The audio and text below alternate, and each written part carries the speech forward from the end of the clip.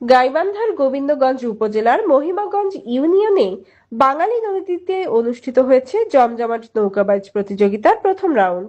শনিবার বিকেল 4:30টার দিকে বাঙালি নদীতে আয়োজিত এই নৌকাবাজ দেখতে নদীর দুপারে ভিড় করেন বিপুল সংখ্যক দর্শনার্থী ও স্থানীয় এলাকাবাসী।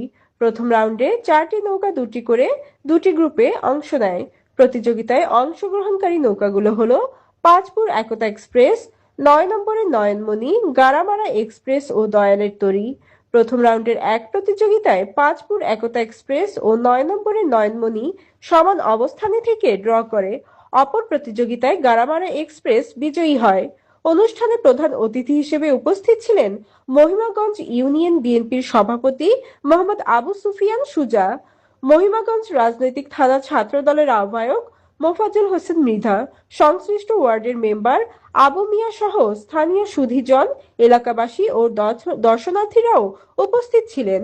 আয়োজক কমিটি জানিয়েছে, ধারাবাহিকভাবে বাছাই পর্ব শেষে বিজয়ী নৌকাগুলোকে নিয়ে অনুষ্ঠিত হবে বহুল প্রতীক্ষিত ফাইনাল নৌকা বাইচ।